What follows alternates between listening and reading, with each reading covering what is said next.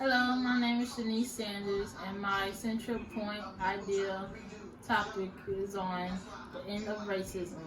The definition of racism is a belief that a different race possesses distinct characteristics, abilities, and qualities to distinguish who is inferior or superior to another. Racism is the most relevant topic today.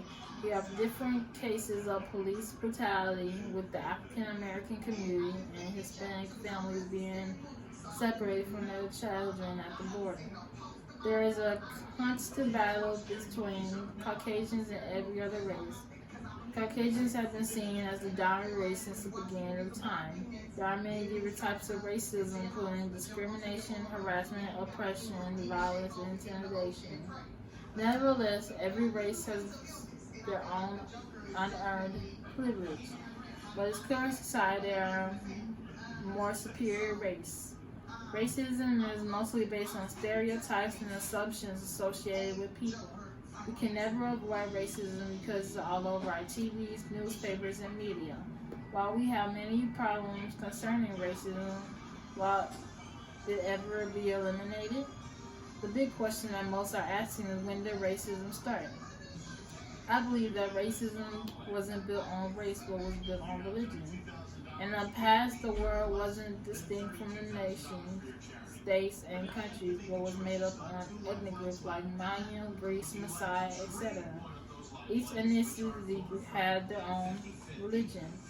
For example, in the 17th century, there was a big population that practiced Christianity, and also followed questioned whether black and Indians were soulless or considered humans. Therefore, they were seen as oppressed secondary citizens. Congress was the first to recognize that African Americans and Native Americans had souls and made it against the law to kill a soul without a slave without reason.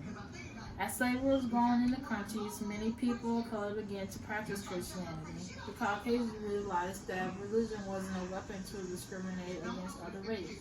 Prior to the Civil Rights Act of 1964, white supremacists felt that Christianity followers believed that every race, excluding whites, was secondary and was used to justify slavery. Many slave owners would look in the Bible for selective scriptures to justify the behavior to African Americans. In the book of Genesis 9, verses 22 and 27, he sampled too much of his wine and grew drunk and lay naked inside his tent. Noah had three sons, Sem, Ham, and Japheth. Ham had a son named Cain. Ham saw his friend's nakedness, but his brother walked backward into the tent to avoid sight. When Noah awoke, he put a curse on Ham's son, declaring that Cain shall be a slave to his brothers. On the other hand, African Americans quickly began remaking the Bible into their own way. Christianity motivated them in the promises of rewards in heaven and earth. Christianity brought a sense of hope for their lives. There are many different ways racial discrimination is shown in present day. A crime that is often in the news is police brutality. Police brutality is when law enforcement officers use excessive physical assault during police procedures that violate human rights, including racial abuse, unlawful torture, and killing. The most recent case of police brutality was from a victim named George Floyd. George Floyd was being arrested for allegedly using a counterfeit $20 bill to purchase cigarettes at a grocery store. After trying to get George into the squad car, Officer Derek Chauvin put George's face down on the ground while his knees was on his throat. Officer Derek kept his knees on George's neck for 7 minutes and 46 seconds. George was unconscious and showing no life.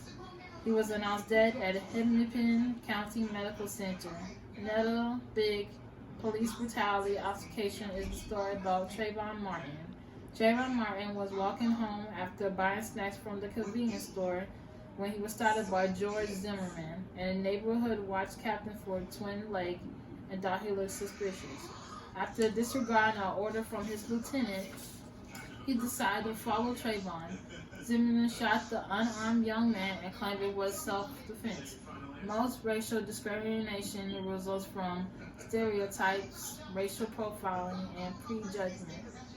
The typical stereotype of Caucasians is that they are the most successful, hardworking, and higher achievement race. Every race has their own negative slurs. Some racial slurs examples include whites, hillbilly or cracker, black coons or Jim Crow, Asians, chink or yellow, and Hispanics wetback or cholo. When people picture a racist, they think of a white man in the MAGA hat that's saying racial slurs. In reality, we're all racist. Everyone associates their race to being good and other races to be bad. It's obvious in the media that there's one race made that receive more racial equality than others. For example,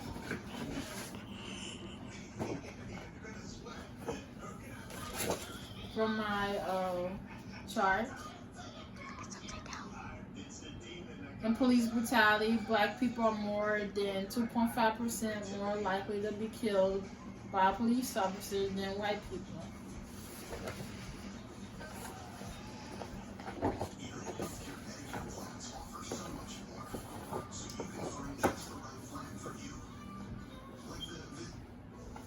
In this chart, it is revealed that 8 of the 100 largest police departments in the United States kill black men at a higher rate than the United States murder rate. African Americans are more afraid of the people that are meant to protect all people. Although media portrays Caucasians are the richest race and African Americans as the poorest, percentages say otherwise. Incomes by race show that this graph incomes by race show that Asians makes the highest income. And the database from Wall Street Journal shows that Asians' average income is $78,000, Caucasians is $62,000, Hispanics is $46,000, and African Americans is $37,000. Asians have the highest incomes because very few live in America. If they came to America, they tend to already be wealthy. The U.S. population shows that, in this graph, that whites are the most populated race in America with 76%, blacks are 13.4%, Indians are 1.3%, Asians are 5.9%, Hispanics are 18.5%, and etc. In 2019, 18.8% of black people are living below the poverty rate. Blacks are more likely to be in poverty because it's the race with limited advancement opportunities, poor neighborhoods, difficult homes, and the school system. In society, different races feel that their sons' skin colors affect the way of living. In this chart from Pew's Trending article, Race in America, 56% say being black hurts people's ability to get ahead at least a little. 51% say that the same will be Hispanic.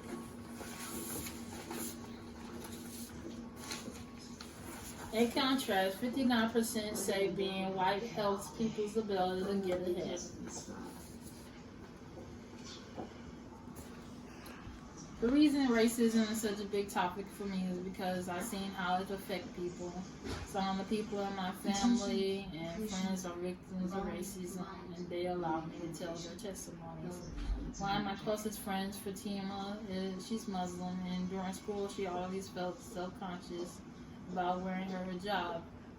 But now she feels it symbolizes her religion and it's a part of her. One day, Fatima and I was walking to class when a group of boys were being mean to a different boy in the hallway. Fatima confronted the boys and told them to leave the boy alone. One of the boys told her, "What are you going to do?" and pulled her hijab and called her a terrorist. Luckily, one of the teachers came into the hallway and brought the boys into the principal's office. The boys got suspended from school. Another testimony about racism I wanted to share happened to my friend Diana.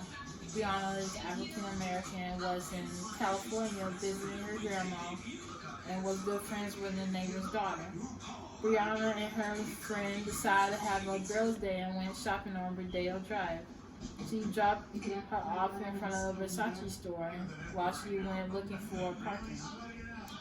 She told me while she was walking around looking at clothes, a retail worker was following her around in the store for 10 minutes.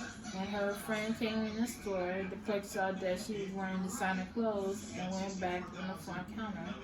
He felt that he was following her around because she was black and wasn't able to afford anything. For our world to change and fight against racism, we need to find action and put a stop to it.